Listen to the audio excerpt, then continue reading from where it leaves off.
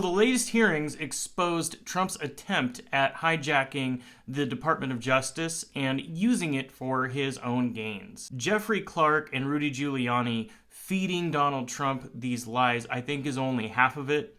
A lot of it is Trump already had the conclusion and he was going out to seek the evidence. If you believe something crazy enough, you will always be able to find people that have those beliefs, whether that's on 4chan or if the dark corners of YouTube or the dark web or whatever. You will be able to find people that you associate with, and Donald Trump was doing that. So he found sycophants and people that were willing to believe this crazy crap, and he talked with them directly and had them go out into the world to spread these false claims.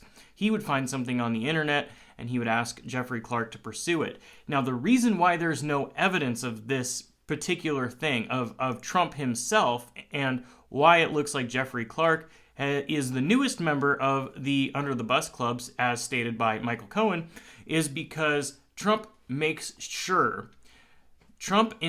makes sure to not have his fingerprints on anything. So these conversations, you might have heard a while back that he had a conversation with Vladimir Putin in which he kicked out his interpreters and stuff like that. According to the Financial Times, the leaders huddled for several minutes at the end of an evening event with no translator or note taker from the U.S. side to record what was said. That conversation was more than likely on how to do exactly what he just did. He probably asked Putin how he did it. And that's probably when Putin divulged this advice of manipulating the electoral system as it stands. Like, how do you control an electoral process? The second point, appointing a special counsel chosen by Trump to carry out what DOJ would not. In case you missed it, that was going to be Sidney Powell. Friday, he had asked me to be special counsel to address the election issues and to collect evidence, and he was extremely frustrated with the lack of, I would call it, law enforcement by any of the government agencies that are supposed to act to protect the rule of law in our republic. That would have been just one more nail in the coffin, along with the DOJ letterhead saying that there was election fraud, which would have given these claims a lot more merit. So really crazy stuff happening. A lot of people look back and they like to play the blame game and say, well, none of these guys are heroes. I don't really give a shit about that, because the fact of the matter is they did speak up. They did give these depositions. They did give this testimony. Felt the responsible thing to do was to be in a position to have a view as to whether or not there was fraud. And frankly, I think the fact that I put myself in the position that I could say that we had looked at this and didn't think there was fraud was really important to moving things forward. Looking back in hindsight, it's easy to accuse Barr and say, why didn't you just do this from the beginning? Why didn't you just say you didn't want to do it from the beginning? And you have to remember that there's an entire ecosystem and environment around this big lie. You have an attorney general that knows that if he decides that he's not going to do this, that he is going to be replaced by somebody who will do this. All of the sane, normal people are not there anymore. There's a tremendous amount of pressure. I mean, you got to remember, Trump was a psychopath and a narcissist, but he was still the president of the United States with the full weight of the presidency that he could bring down on anybody. This was back when he could say something about somebody and their career would be completely ruined. They would just become a nobody overnight because of something they did. So Barr was stuck in this really shitty situation where he could either come out and be totally opposed from it right from the get-go and eventually get replaced by a Jeffrey Clark of the world or whatever. It wouldn't have given Rosen and Donahue a chance to organize this type of mass walkout that they were planning. And we could have been looking at a real shit show. I sort of shudder to think what the situation would have been if the position of the department was, we're not even looking at this until after Biden's in office. I'm not sure we would have had a transition at all. William Barr is not somebody that I defend under normal circumstances, okay? A lot of the things that he did, I completely disagreed with. It was really blatant hypocrisy and very thinly veiled attempts at granting more executive power, because that's exactly what he believes in. But his calculations were internal calculations that he was making on the fly in the moment, and he did what he could. In his mind, he's thinking to himself, well, at least if I investigate these claims, then I can show that they're fake, and then Trump will back off. That's what he thought was going to happen. Like, I'll just go through these claims one by one. We'll dismiss them. But the problem is that Trump had essentially turned into a flat earther. He already believed the earth was flat, and he was just looking for somebody to tell him the earth was flat. So he didn't give a fuck that the earth isn't actually flat. He just wanted whatever pseudoscience proof, whatever, that it was flat. But instead of the earth being flat, obviously he's talking about he didn't lose the election. Now, the problem is that America is full of really stupid people. So there's a lot of people like Donald Trump that believe the election lies, even though each one of them has been debunked by Trump's own people. As all of this is going on, Donald Trump is getting fed this bullshit by these crazy people that he found online.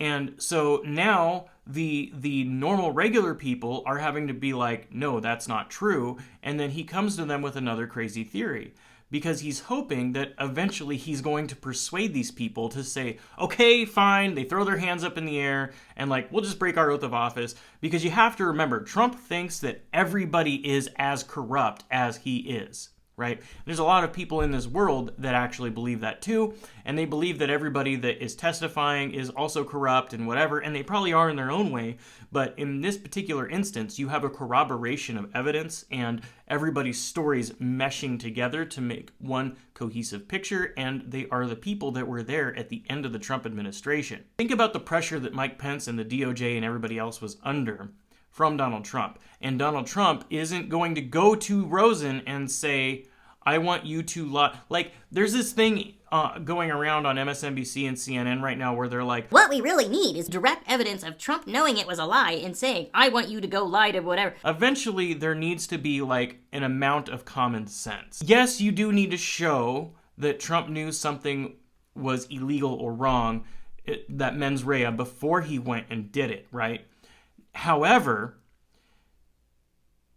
most criminal cases, you aren't going to have a situation where you're going to catch the criminals like on the phone with somebody saying, I want you to know at 2 p.m. tomorrow, I'm going to go rob a bank. And robbing a bank is wrong, and I know it's wrong, but I'm going to go rob a bank anyway. Nobody's ever going to do that. So you have to look at enough pieces of the puzzle in order to get a picture. Right? And even if there's a couple pieces missing here and there, you can still see that it's you know what it is, right?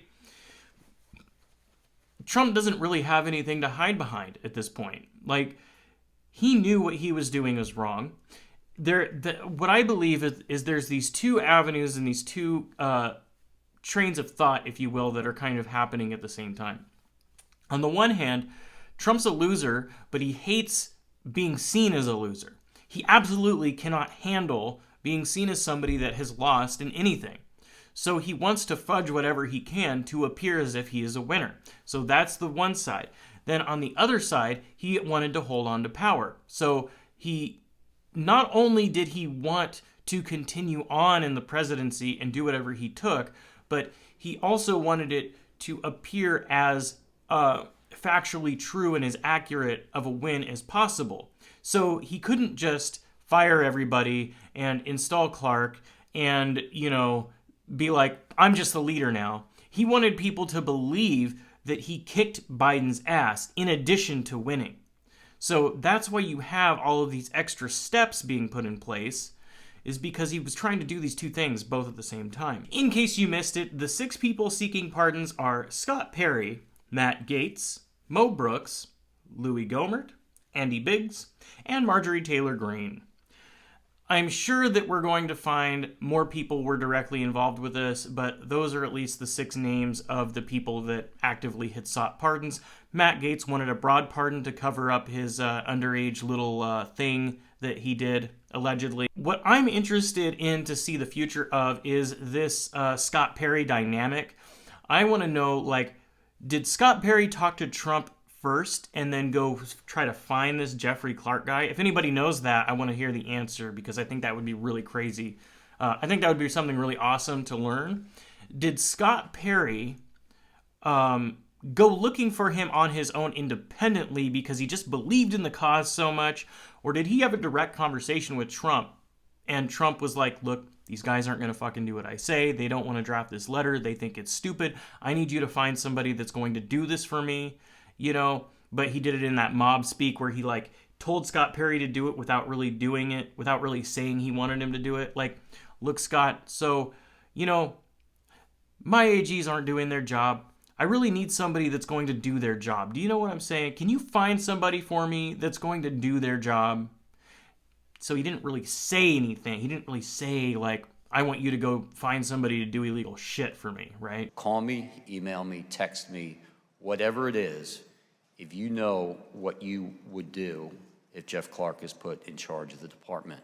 And immediately Eric Dryben, who was the AAG of the Civil Rights Division, said, I don't need to think about it. There's no way I'm staying. And then the other AAGs began to chime in turn, and all essentially said they would leave. They would resign en masse if the president made that change in the department leadership. There was going to be mass resignations. It was going to be a professional genocide on themselves. And I think at that point, Pat Cipollone said, yeah, this is a murder-suicide pact, this letter. I would note, too, Congressman, that it was in this part of the conversation where Steve pointed out that Jeff Clark would be left leading a graveyard, and that comment clearly had an impact on the president. The leadership will be gone. Jeff Clark will be left leading a graveyard. They are probably the only reason why the things that are happening right now are even happening in the first place. Because of what they did, there is not a lot of people that would commit professional suicide like that.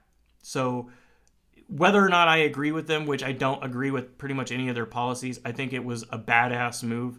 It shows a lot of balls. Clark was so underqualified.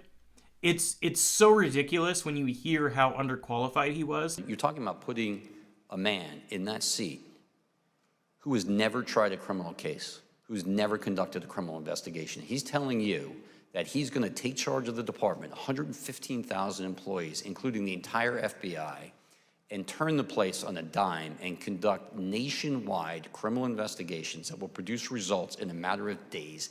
It's impossible, it's absurd, it's not going to happen, and it's going to fail. He has never been in front of a trial jury, a grand jury. He's never even been to Chris Wray's office. He doesn't know how to run shit. He probably can't even run a bath. You know, he didn't even know where the leadership office was, never even had a conversation with the main guy. Everybody at the White House was already calling Clark the AG, the acting AG. Like, it's fucking ridiculous, like, how close this was, right? The car was headed right off the cliff. It took people getting in front of the car to get it to stop, you know? Like, that was really cool, man. Like, I think that's pretty badass. If there's anything that you want information-wise, either before signing up to join the union or helping elect local leaders that are pro-democracy based, or if you just want to chat, if you want to tell me that I'm a big piece of shit and give me a thumbs down, do that too, because that also helps the algorithm. But anyways, you guys have an awesome day, and I will catch you on the next one. Peace.